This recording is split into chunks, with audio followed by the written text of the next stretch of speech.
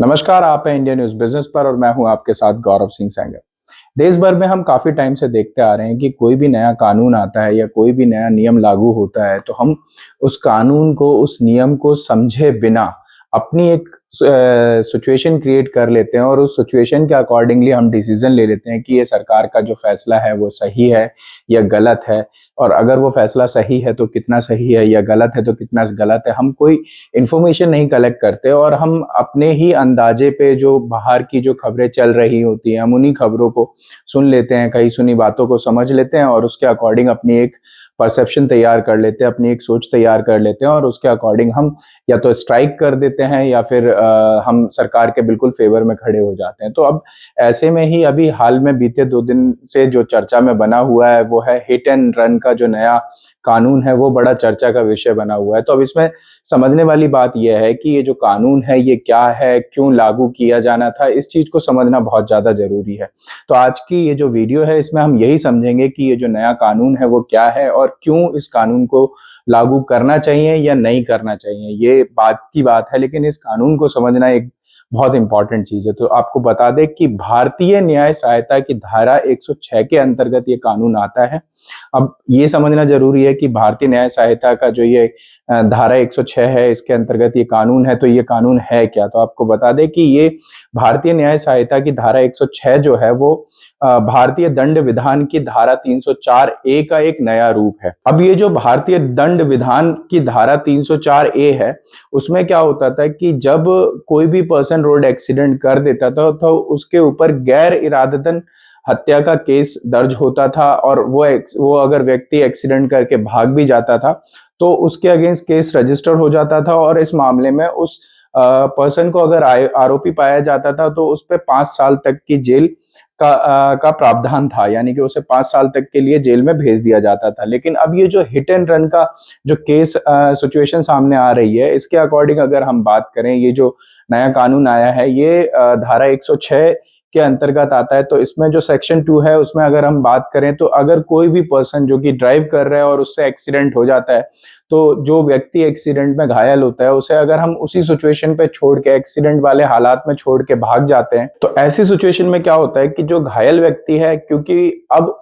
सबसे पहला जो पर्सन होता है उसके पास एक्सीडेंट के टाइम पे, वो वही पर्सन होता है जिसने एक्सीडेंट किया है। अब वो पर्सन अगर भाग जाता है, तो ऐसी सिचुएशन में वो जो एक्सीडेंट हुआ है जिस व्यक्ति का, उसको टाइम पे इलाज नहीं मिल पाता और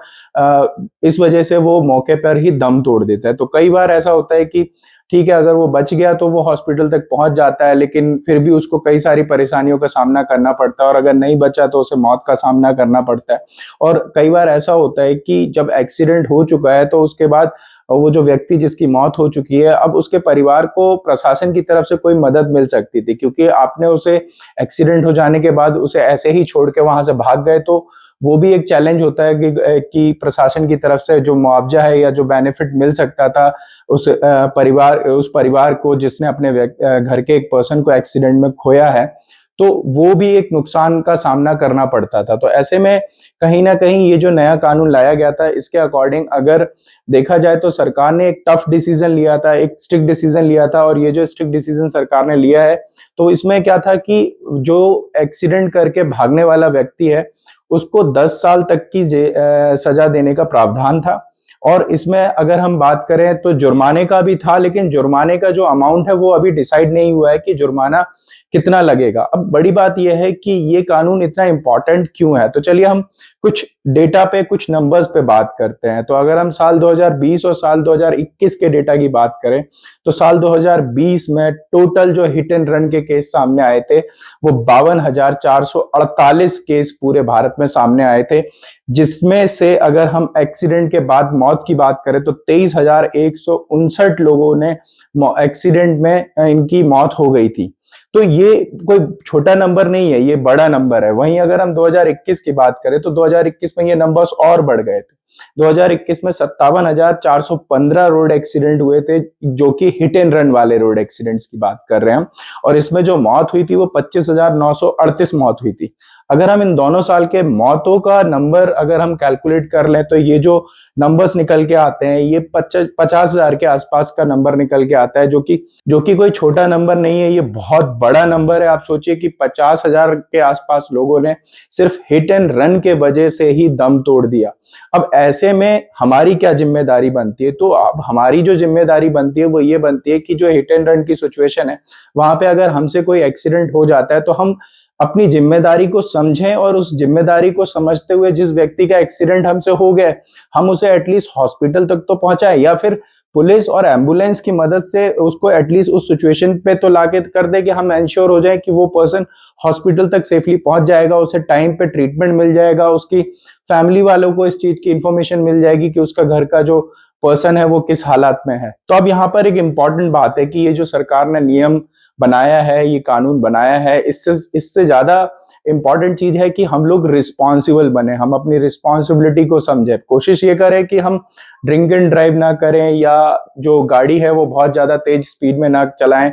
जिससे कि हमें एक ऐसी सिचुएशन में रहेंगे कि जहां पे हमें एक प्रॉपर तरीके से अवेयरनेस है कि हमें कितनी तेज गाड़ी चलानी है, और अगर हमें पता है कि सामने कोई पर्सन आ जाएगा तो उसे हम बचा सकते हैं। तो पहली कोशिश तो हमारी यही होनी चाहिए कि रोड एक्सीडेंट हो ना, और अगर हो भी जाते हैं तो एटलीस्ट हमारे सामने वो हिट एंड रन वाली सिचुएशन ना आए। हम उस व्यक्ति को जिसका एक्सीडेंट हमसे हो गया हम उसे एटलीस्ट हॉस्पिटल्स तक तो पहुंचाए। तो ये थी एक इंफॉर्मेशन, एक जानकारी जो हमने आपके साथ शेयर करी। ऐसे ही जानकारी के लिए बने रहिए इंडिया न्यूज बिजनेस के साथ। आप अपना कमेंट करके जरूर बताइए कि इस पे आपकी क्या राय है, और अगर आपको इन्फॉर्मेशन पसंद आई है तो वीडियो को लाइक करिए, चैनल को सब्सक्राइब करिए।